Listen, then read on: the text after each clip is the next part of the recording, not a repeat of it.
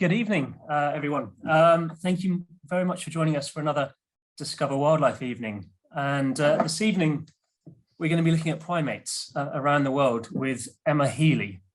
Emma's a colleague of mine that works as a travel consultant, a wildlife travel consultant, but is also a very talented wildlife photographer. So she's going to be taking us on a journey around the world to some of her favorite spots for seeing primates. Now, as ever, there will be the opportunity to ask questions, and you can do that either through the Q&A forum or indeed through the chat forum. And I'll try and answer some of those as we're going along where I can. And if I can't, I'll put them to Emma at the end of the talk.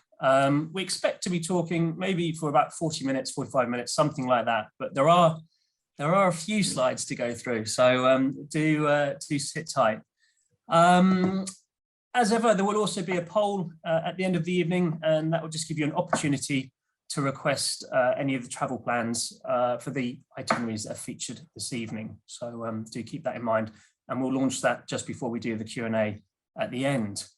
I think that's about it, isn't it, Did you want to get started? Bring it on. Lovely stuff. Okay. Thanks. Cheers. Bye. Bye-bye. Okay, hi again, everybody. For those who don't know me, like Dan said, I lead some of our photography trips, and also I'm not by any means a primate specialist, not an expert. I love them. I love any kind of primates really, but I've over the last few years kind of tailored my travel a bit more to target specific species. So I'm going to talk about them particularly and some of the most popular trips that we run.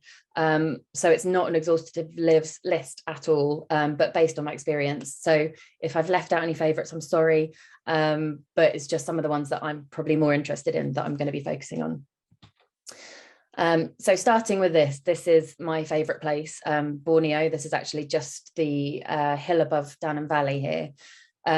And I just wanted to put this in because this basically epitomizes the whole reason I love primates, because they live in these forests where, you know, when you've got a place that you just suddenly get to and your shoulders drop and you feel kind of relaxed and you think, oh yeah, okay, now I'm on holiday. That's exactly how I feel when I get to a rainforest. So Borneo, Costa Rica, Brazil, anywhere where it's just a bit hot and sweaty and humid, which I actually really hate. But if you put me in the trees with monkeys and everything around me, I really just don't care.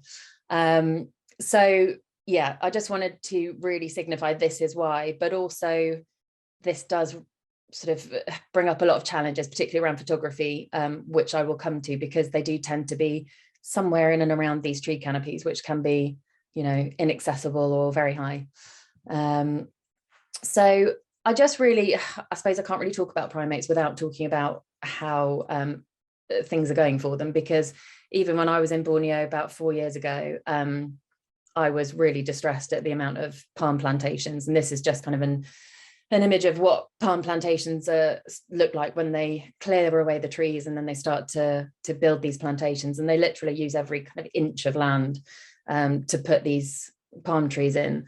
But all of this is, you know, rainforest that's been taken away from primates. So yeah, of an estimated 704 species, 69% are threatened by extinction at the moment, sort of various levels of that. But I think that's just really terrifying. So as well as the palm plantations, obviously, we've got the illegal pet trade and food trade and, you know, logging. But I think just the good thing to focus on is that actually we can change some of this, and some of it has really reversed. So gorillas were under 1,000, they were decreasing, and now actually that population is increasing. So there is some positive.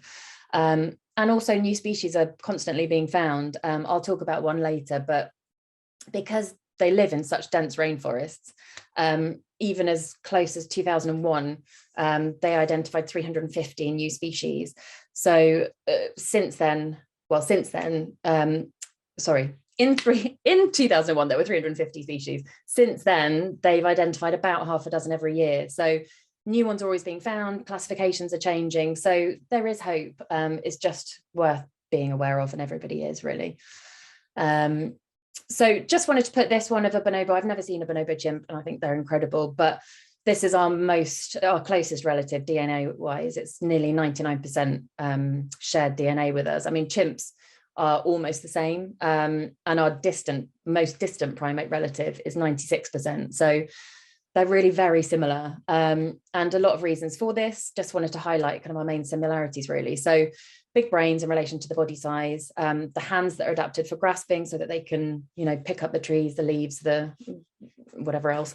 So they have longer lifespans, but it takes them longer to develop. So that's why, compared to a lot of other mammals, they stay with their parents for a lot longer. Few offspring, so a lot of the time they'll just have one, whereas you look at dogs or something, you can have 8 or 12. So they have one and they form very close bonds. They have these complex social groups where they hang around, various primates act differently, but they do tend to hang around in family groups, and vision being more important than smell, which it can be for a lot of mammals. So I just wanted to share this because most mammals are colorblind. So I don't know if everybody here can see it. It'd be interesting to know, actually, if anybody can't.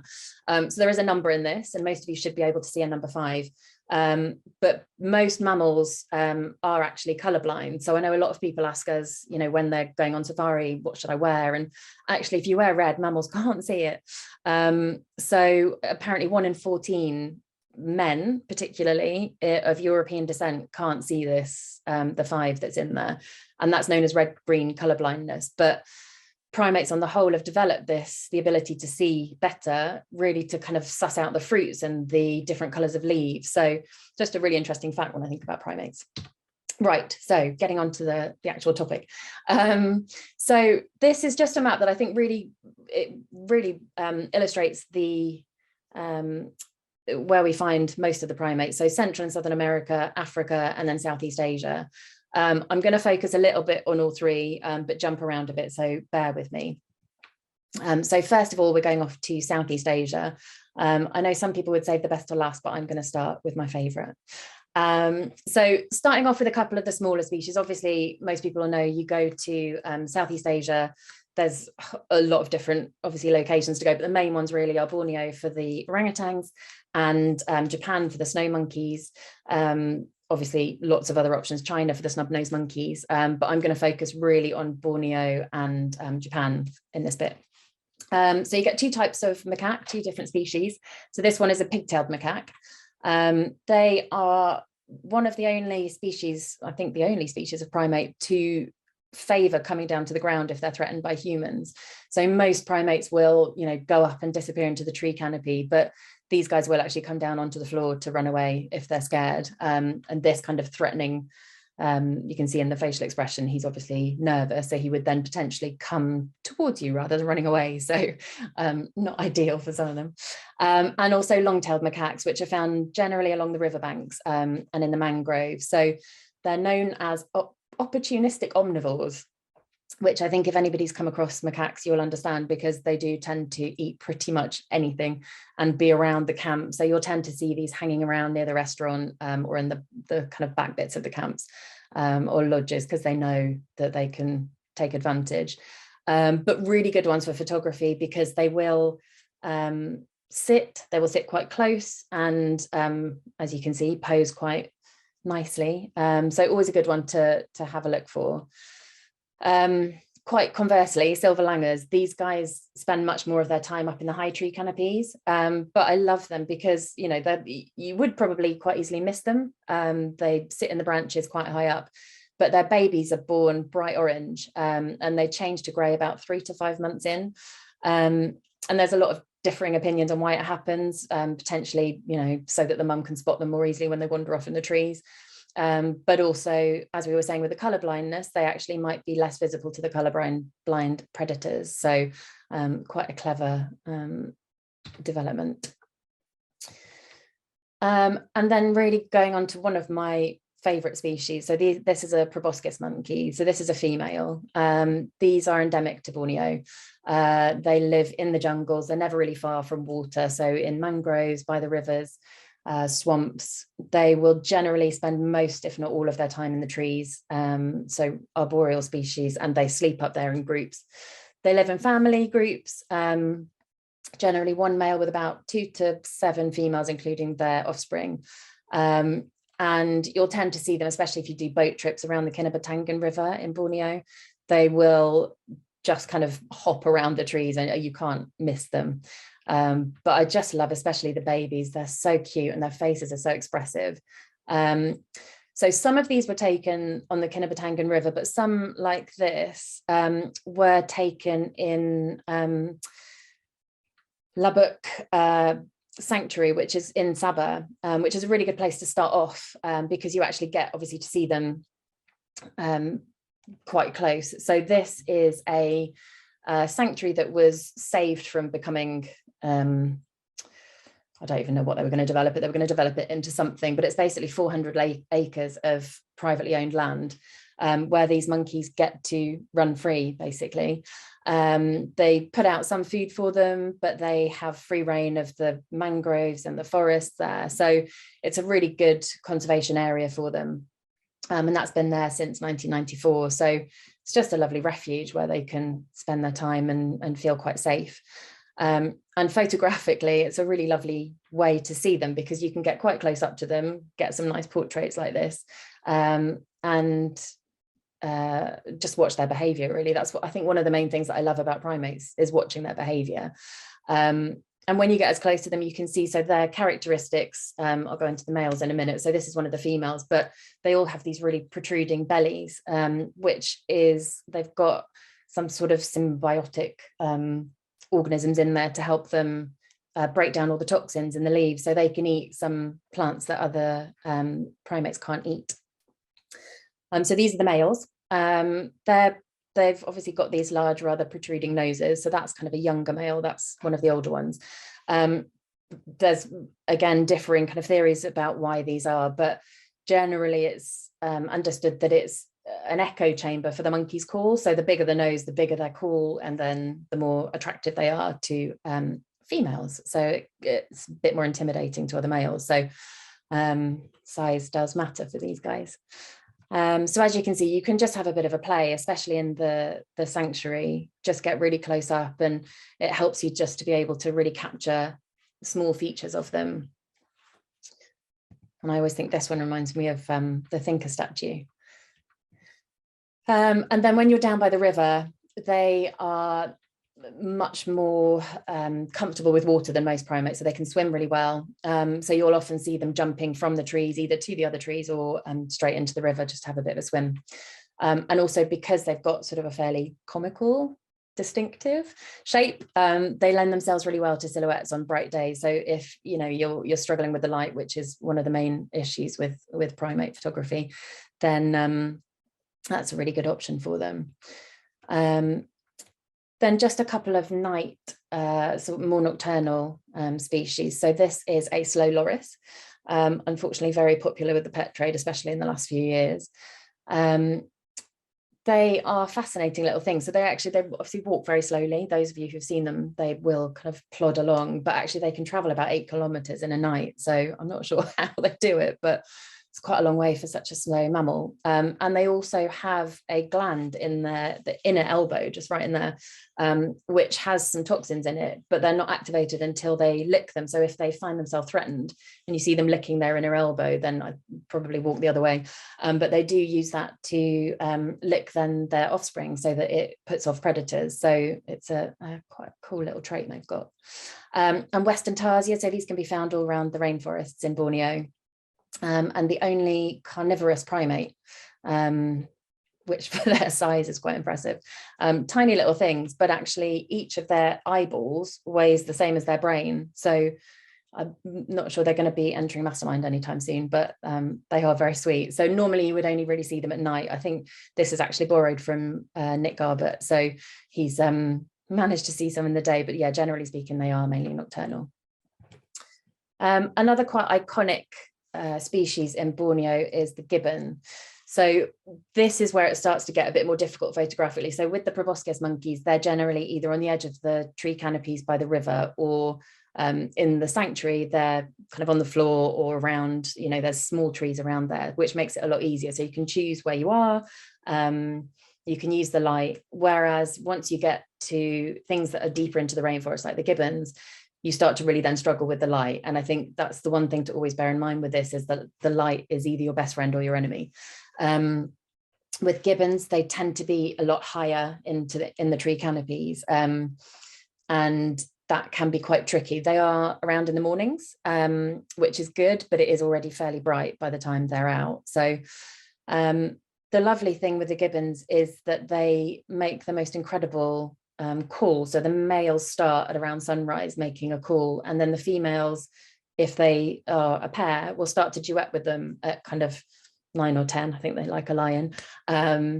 And they'll do this duet for about 15 minutes or so, and you can hear it up to about 1 kilometre away across the forest, which is just the most incredible sound. So if you go out in the morning, so there's a really quite a well-known group in Tabin Wildlife Reserve. So it's a good place to go. And if you're out looking for them, you hear the calls way before you see them or kind of hear the trees moving. So it's quite an iconic sound of the rainforest. Sadly, the unpaired females don't sing very much. You might hear them occasionally, but they tend to rely on kind of grooming and facial expressions and things to communicate with the others in the groups. But just a lovely species to see. They travel quite far every day for fruit. They look for the fruiting trees, and they're, as I said, quite high in the canopies.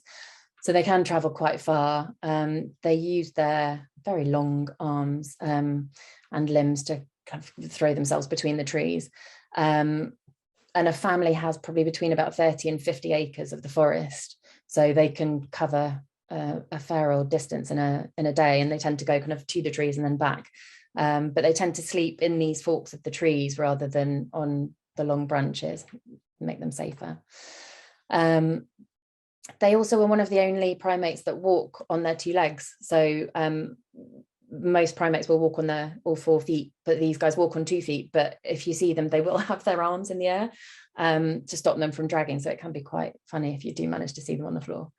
So they can go quite quickly. They can go up to 35 miles an hour in their, they call it the brachiation, the traveling through the trees with their arms. You can see their long legs. So they can go up to 35 miles an hour, and they can travel up to 15 meters in a single jump. So it's amazing if you see them, and because the family kind of moves in a group, it's quite a nice way to, if you see one jump, you pretty much know all the others are going to jump in the same kind of way. So it's a nice way to try some kind of in-flight birds in flight, you catch the monkeys jumping if you spot where they go from. This one I loved. I was really hoping she would go because she had the baby clinging to her the whole time. So it's quite a brave baby. She's not even holding it. She obviously must know it's quite strong. But yeah, really incredible species to watch.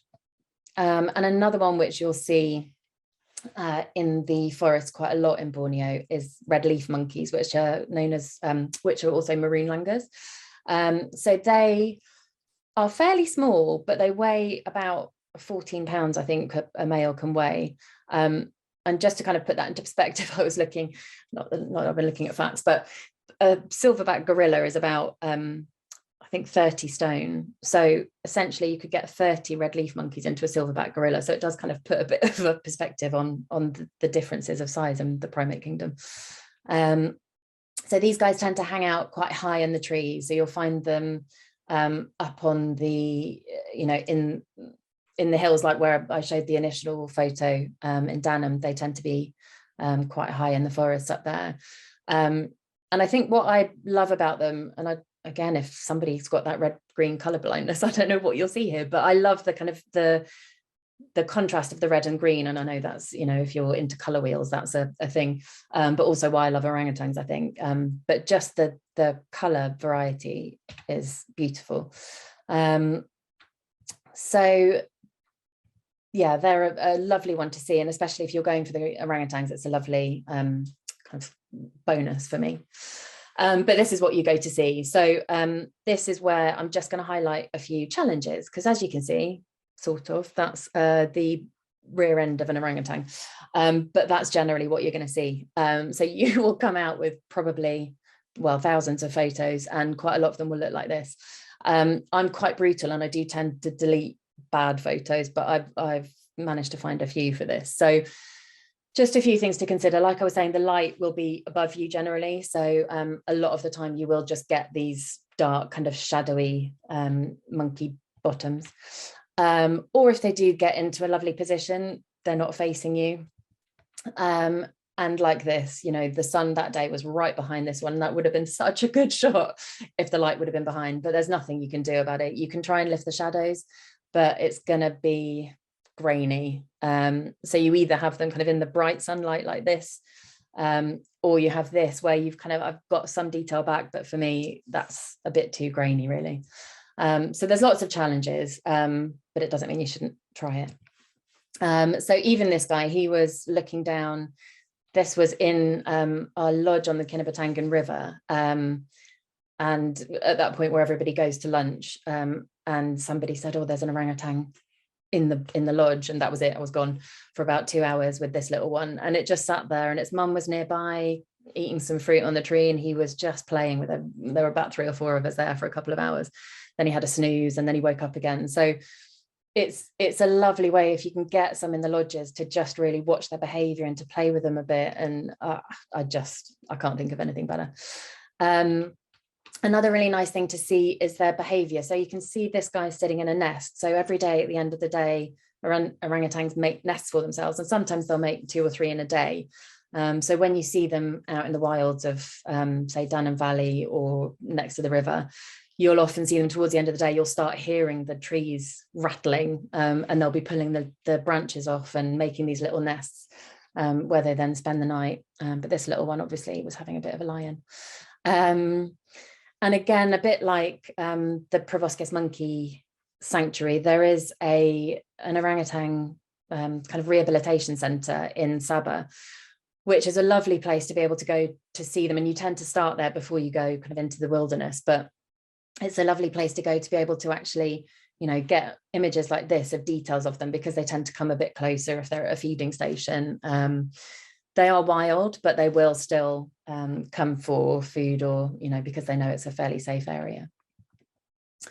But out in the wilds, if the sun is on your side, you can get some really lovely images of them in the trees. They're harder to see out and about, and they do tend to be further into the trees. And it's a little bit based on luck, if they turn to face you when they've not got a big leaf or a tree in front of their faces. But they will stop and eat quite a lot, or stop and think. Always wonder what they're thinking about. But there will be a lot like this kind of through the leaves. So you've got to rely quite heavily on a good autofocus.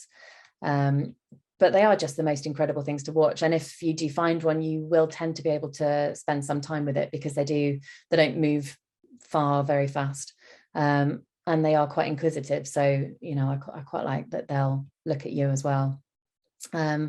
But I love the amount of different images you can get, and they all have very different faces and characteristics and mannerisms. So I could watch them for hours. I mean, you can see the difference in their face, you know, their expressions and their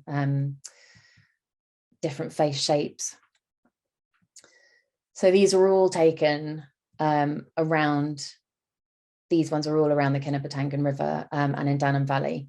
So it's primary rainforest. It's absolutely perfect for them. And if they are relaxed, they will stay around. And I mean, the rainforest is absolutely full of wildlife, of sounds, of frogs, of lizards and all sorts. So, you know, it's by no means the only thing you'll see. Obviously the red leaf monkeys are around as well, but you can't beat that excitement when you hear that rustle of the tree, and you kind of know that it's an orangutan, and it's just incredible.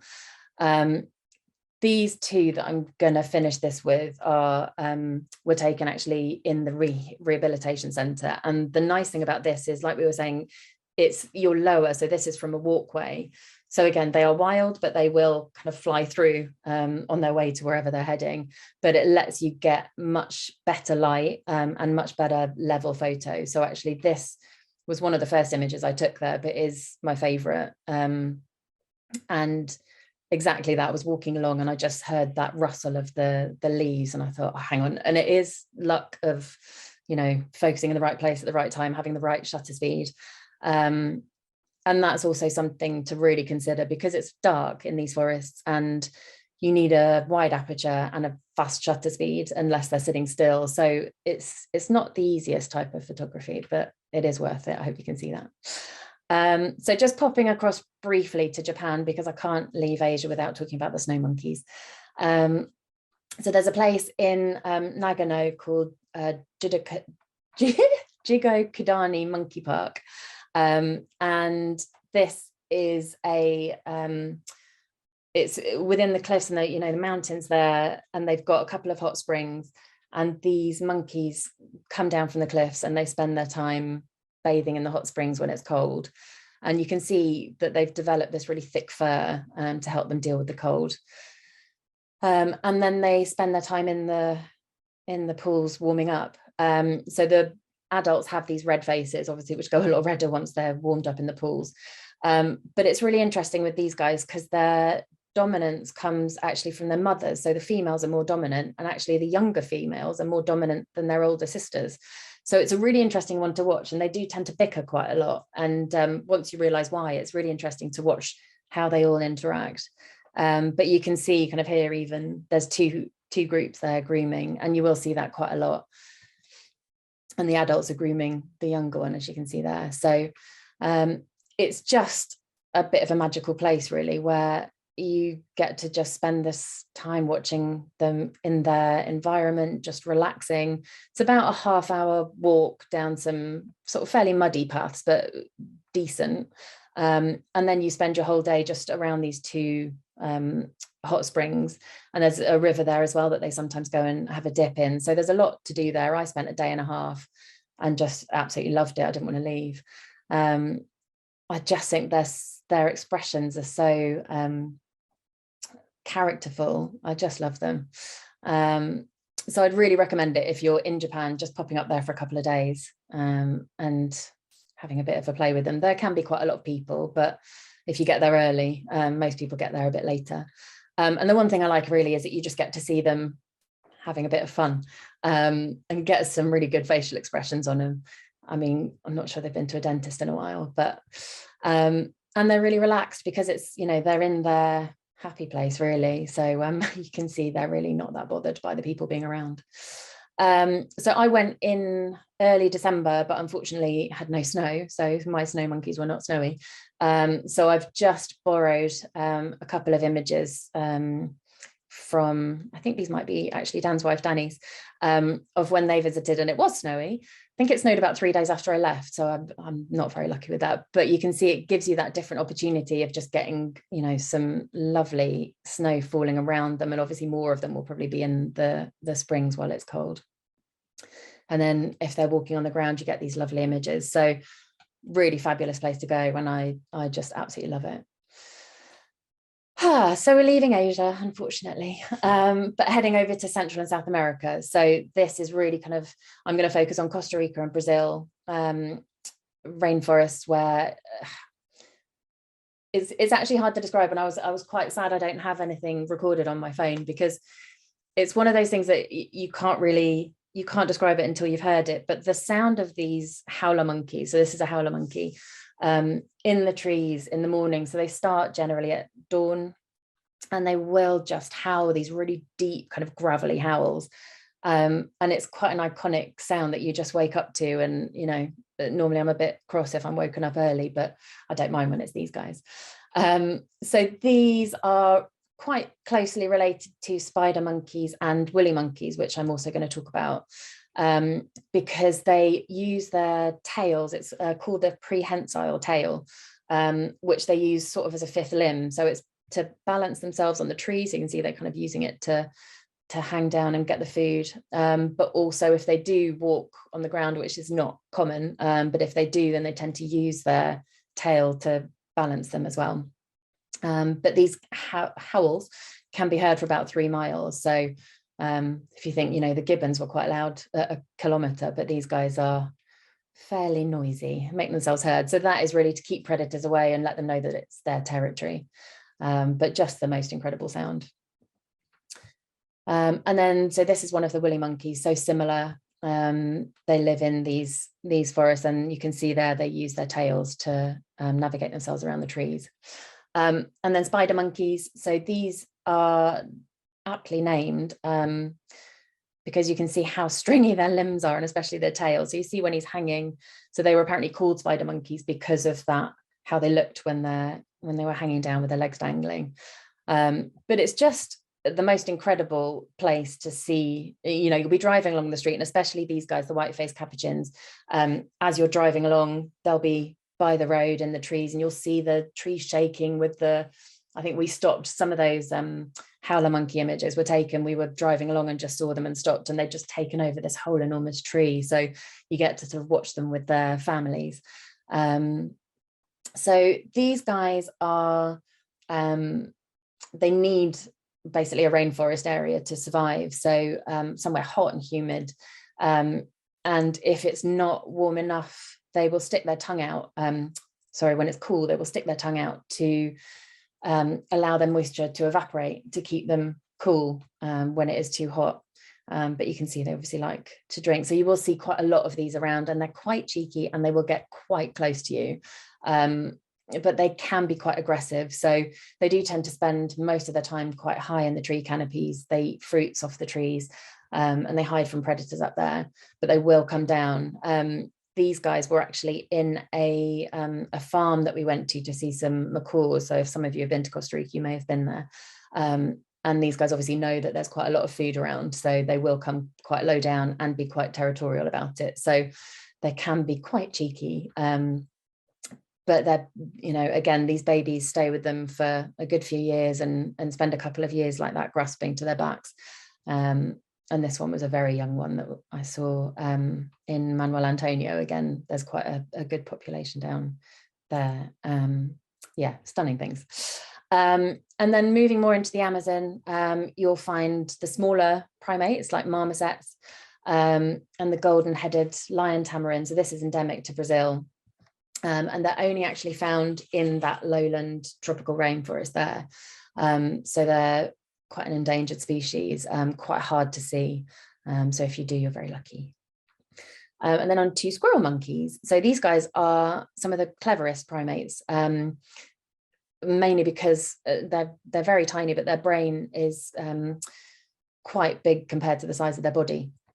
So they have a really horrible habit, actually, of peeing on their hands, which basically helps them to scent mark themselves, their territories. So it's their way of regulating their body temperature and marking their territory. So if you do see them peeing on their hands, it's for that.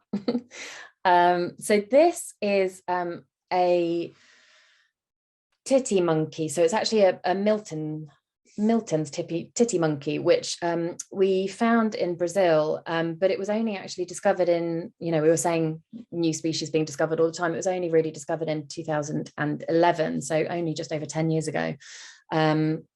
So this is one of these ones that is quite shy, and they will retreat into the tree canopy.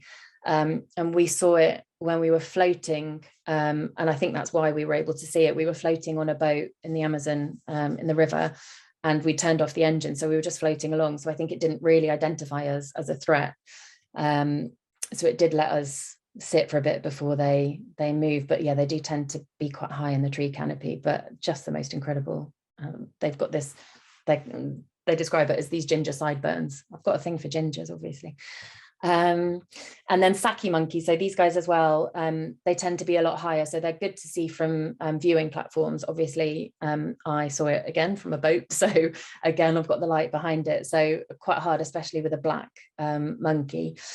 So yeah, there's a lot of post-processing involved in these, because otherwise they would just be a black blob. So I would say for anything like this, you do need to have something like Lightroom to be able to get the most out of it. And normally really shy, but these, again, I think because we had the engine off in the boat, they were quite relaxed eating. You can see the fruit of, the beans off the trees. So just an incredible variety of species. And I don't, I think even in an hour and a half just talking about Brazil and, and Central America, there's no way I could cover it. But those out of the ones that I've kind of had the experience of were definitely some of my favorites. And then I'm moving on to Africa. So this is probably where a lot of you will have seen a lot of these, and I'm going to focus on Uganda for this, mainly because I went there a couple of years ago, but also really because it's the place of the most primates. So there are 20 different species of primates in Uganda. Obviously, most people go for the chimps and the gorillas. but I think what amazed me really was the variety of other primates that you get there. And a bit like those of you who've seen me before will know that I love a rodent. A bit like that, I actually prefer the smaller species. And Dan and I were talking about it earlier, and his preference is the gorillas. So, you know, and I'm not saying it's not the most incredible experience, but for me, if you put me in a rainforest with the orangutans, I'm the happiest.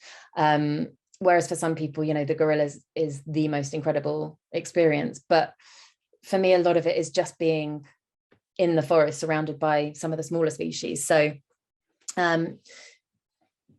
yeah, I'll go on to where they nearly had to carry me out of.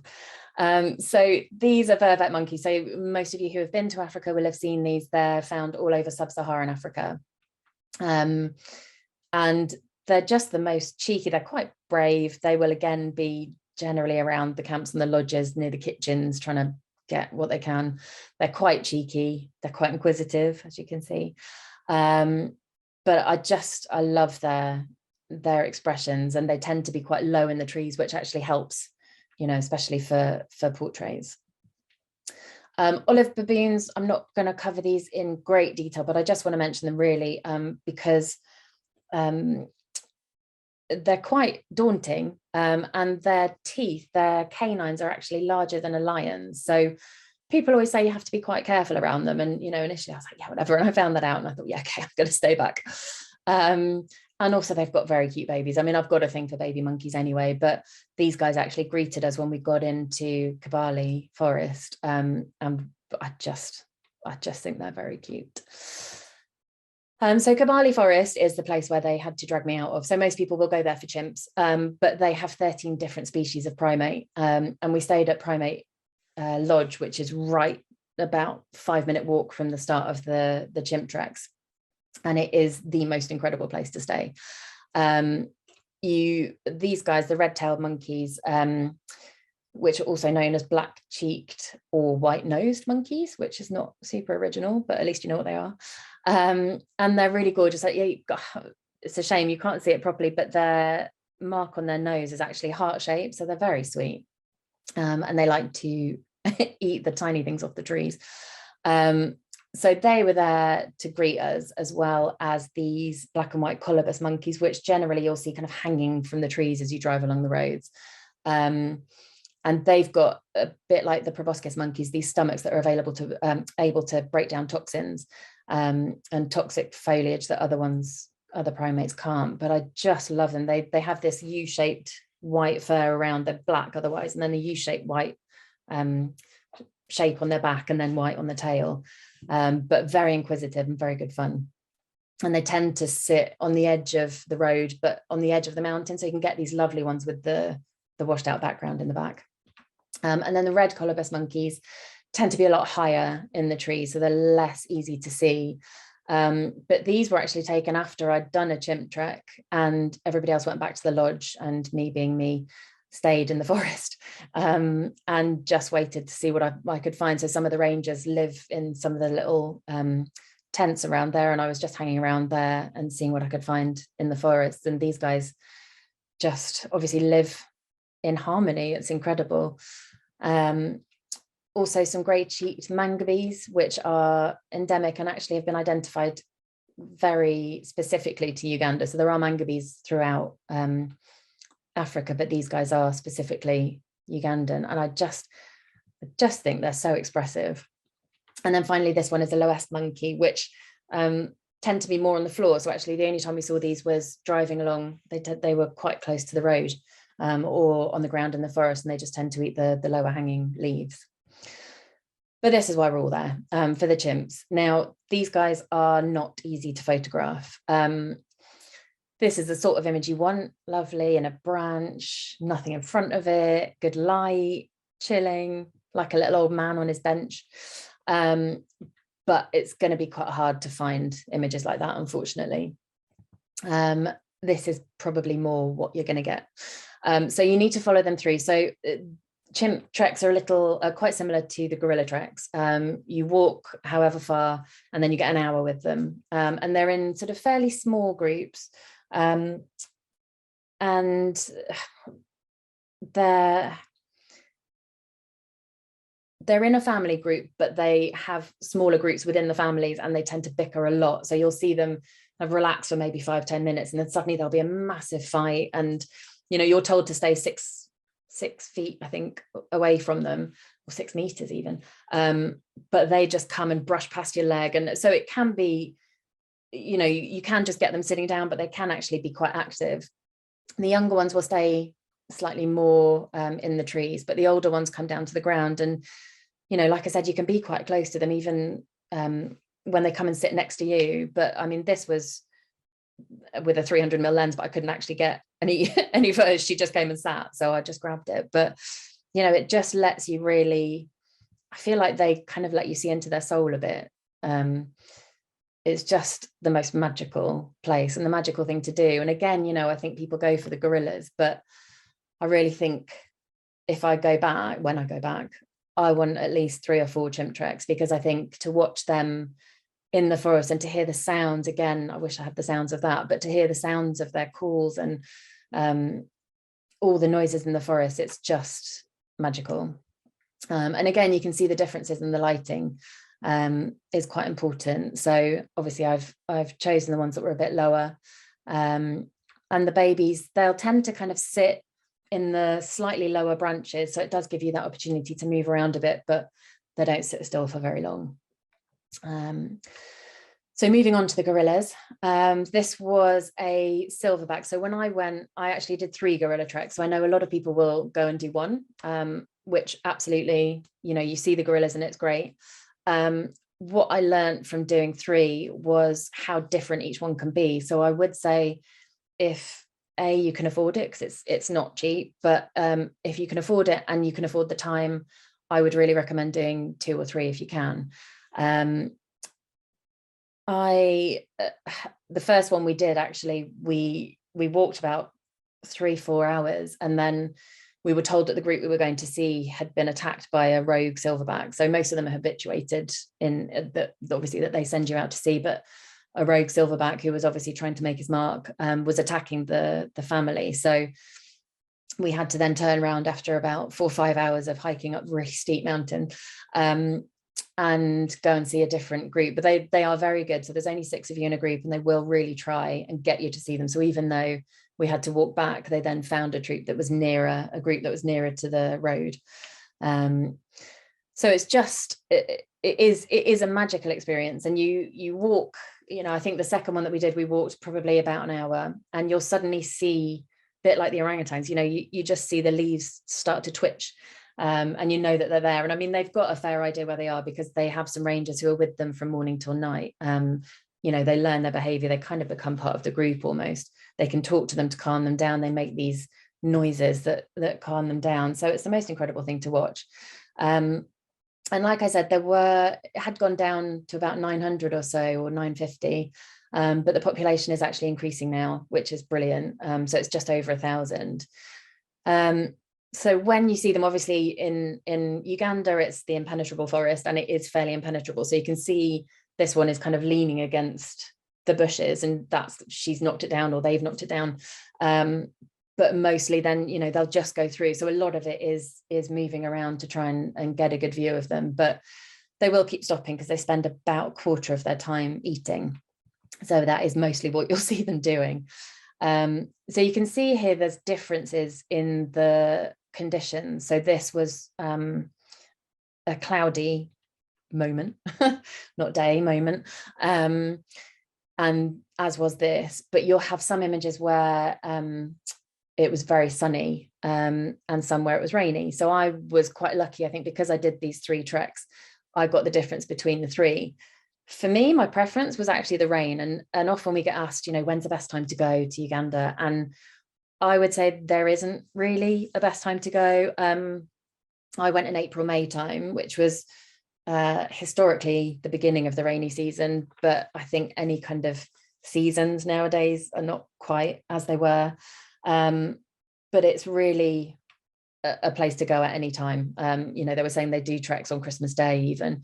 And whether it's rainy, sunny, you'll get really different experiences. But I love the rain, because I just think it brings out their characteristics.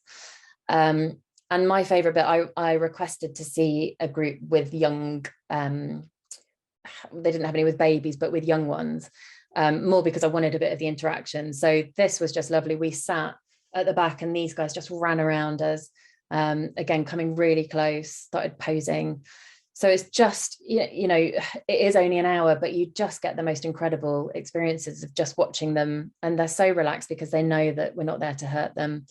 If they do get nervous, like this little one was fairly nervous. So that's its mum, it's leaning on there.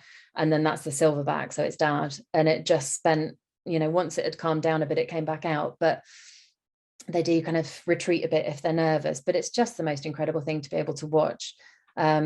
And to be able to get so close to them and take these portrait shots that, you know, you never thought you'd be able to do, really. So again, just a few more. I just want I'm really going to promote the rain. I do this at Kingfishers as well. I really think it's great in the rain. Photography in the rain's great. Just have a really good waterproof cover. So they, I think, you know, we got there and they were huddled up in the rain, like hiding under the trees. And then gradually, I think they just kind of realize it's not going to stop, and they just carry on because, you know, they're greedy. But they will just carry on with their days. And again, you can see there where the bushes have been knocked through. So generally the silverback will knock a lot of it through, and they'll just storm through. And then some of the guides have machetes with them as well. So sometimes they'll knock down some of the thicker forests. And what I loved was actually these young ones, when it rains, they get a lot of their water from actually sucking the water from their fur. So you can see them doing their thing, and yeah, they're just gorgeous. I can't recommend it enough. It is incredible. And if you are in Windy, a really good place to go after that is to see these golden monkeys. So these are fairly endangered. They're really specifically found in the Virunga Mountains, near the volcanoes, and there's thought to be around 2,000 to 4,000 of these guys left. So they live in troops of around 100 or so led by an alpha male. They're thought to be related to, I think, the blue monkeys, which live in Kibale Forest, but they're quite different, especially because of the red bit around their bodies. And they live up in the bamboo forest. So a bit like the chimp and the gorilla trekking, you meet your rangers and you walk up into the forest, onto the volcanoes. And they live around the bamboo plants. So they tend to kind of live in one part and come to the bamboo and then go back to where they're staying. So they generally know whereabouts to find them, but these guys are really tricky to photograph. They will be fast and inside the trees. This was one moment of it sitting still. So they do tend to eat quite a lot of the bamboo, and they will sleep sometimes in the bamboo in little subgroups. And they'll use it to weave it together to make a bit of a nest as well. But just the most gorgeous expressions and fun thing to do for an hour. They never sit still, constantly on the move, and just, I think, not spoken about enough. I just was really bowled over by them.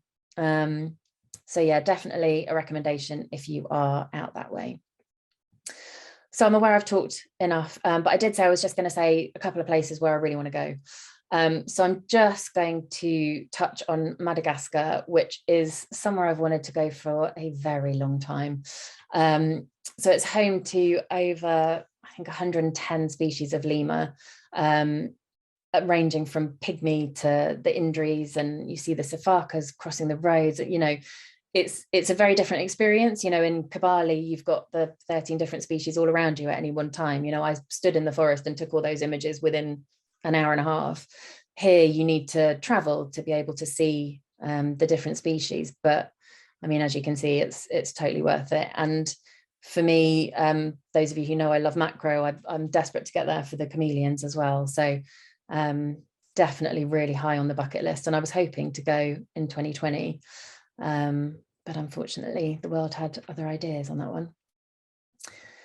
And the other the other place I'd love to go is Ethiopia, so into the Simien Mountains where the geladas are. So these are actually taken by Dan's wife, Danny, again.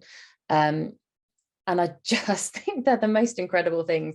They look absolutely terrifying, but they're not. You can sit amongst them like this and get some incredible portraits.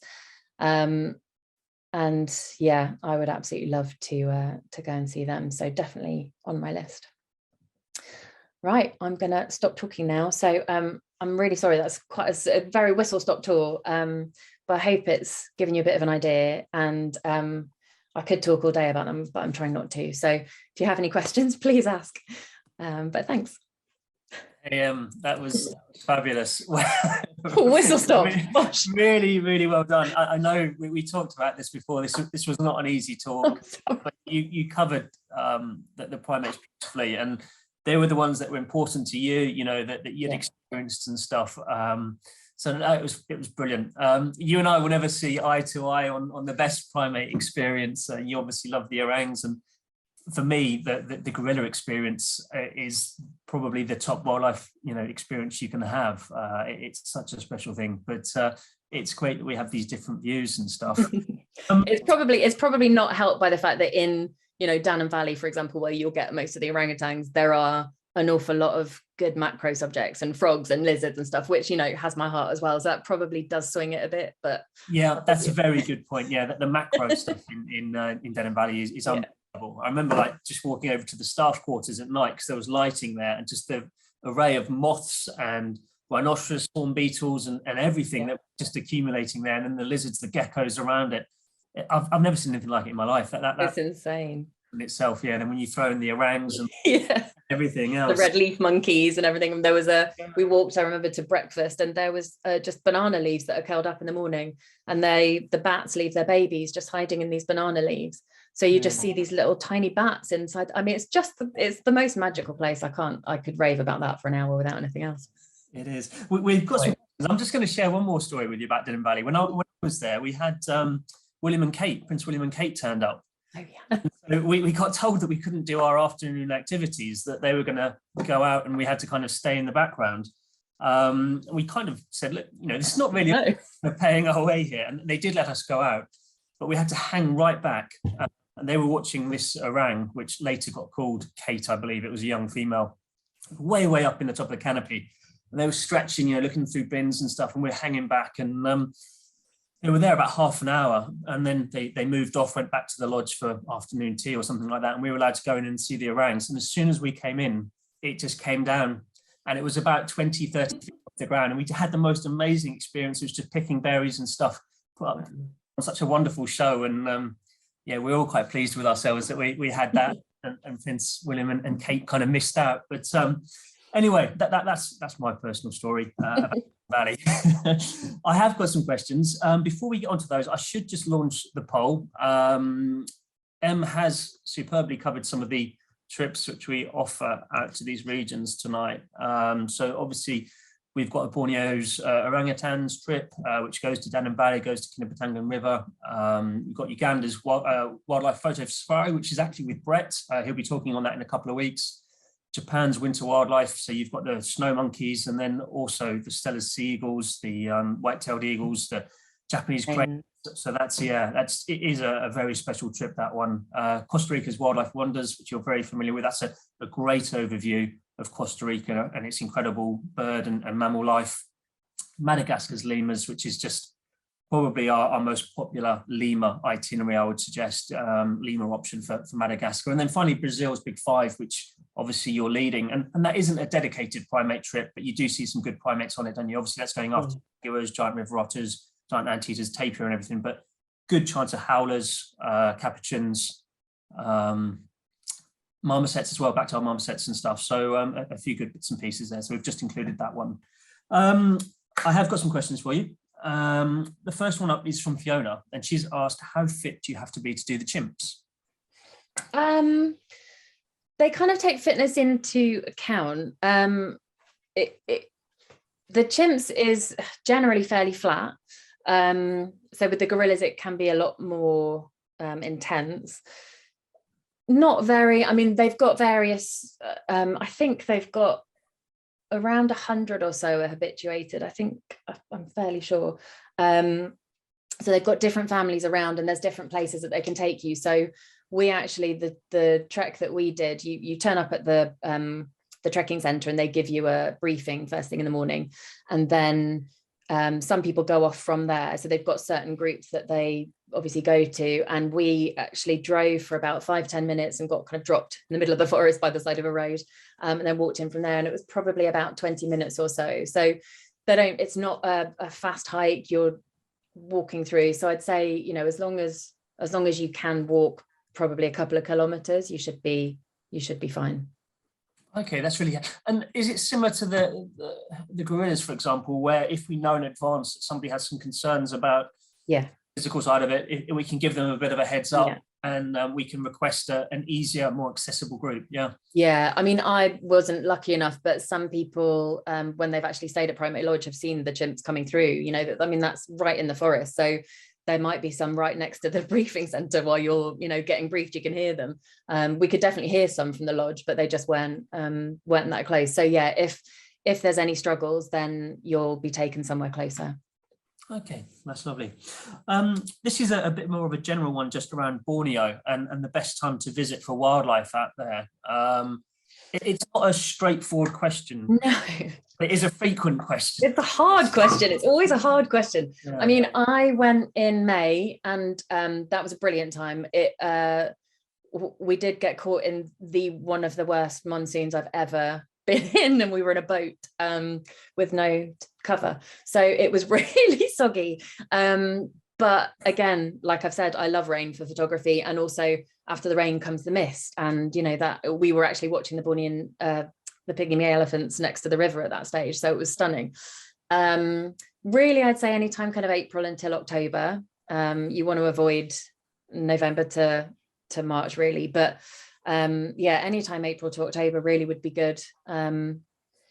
April probably, go on. Yeah, I'd agree. November probably till February. I've been out there in March before, and April, and that's been okay. But the reality is that you can expect a decent amount of rain at any time of the year, and it's likely to be short, sharp showers, and you just have to kind of either sit it out or endure it.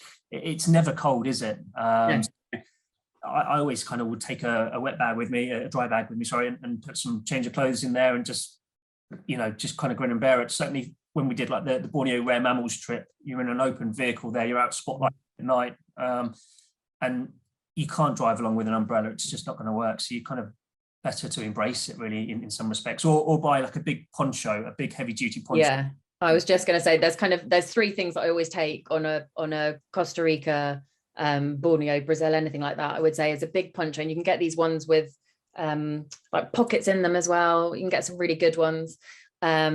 A dry bag for your stuff and a camera cover, and for Borneo, leech socks, which I don't want to put you off, because actually I was terrified before I went of leeches, and actually they're absolutely fine, but leech socks are the most valuable thing I think I had in my stay there, because I do tend to just go off and walk in rivers and things, which doesn't help, but they are, they will just sit on the low hanging leaves and grab onto your legs. So actually if you've got the leech socks, that you can just flick them off, but they're good fun.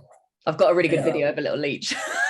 They actually come after you, don't they? We're not letting people off here, but just get this. If you stick on the main trails, you're fine, but once you go kind of a little bit off piste, there's a leech around, it will sense you, it'll pick up on your body, or I don't know, the pheromones, and it will actually start kind of flipping towards you. But they're very easy to take off if you do them, and they're all pretty clean, so it's nothing to stop you from traveling. A bit of a controversial question here for you now, Em, from Sarah. She's asked, what's your single favorite primate moment? It's going to put you on the spot, eh? I would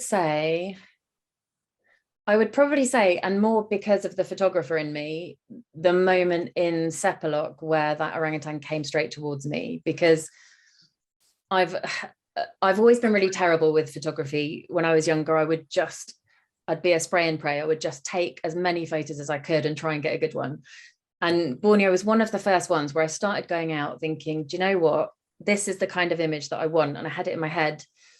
and I heard this rustle, and everybody else was in the, I think, at the feeding station, and I'm not very good with contrived shots, and I didn't want to be there, so I just walked off down the walkways on my own, and I just heard this rustle, so I stopped, and this kind of young male just came flying through and almost kind of hit me in the face, and he stopped just for that moment that I got a couple of shots off of him, and then he just went off and sort of walked, just came onto the handrail in front and just walked along, and then went off about his day. And I just, for me, it was kind of everything just kind of came together. You know, the light was amazing, I was on my own, you know, and about 3 minutes later, of course, there were loads of people there, and oh look, there's an orangutan on the path, that, you know, which when I walk off. And that's part of it for me, is trying to just get away from where the crowds are and just have that moment. And I think and that's why I think there's something quite evocative about that, the rustle of the leaves, and you think, oh, you know, and it might be a squirrel or something, which again is going to excite me because I love them, but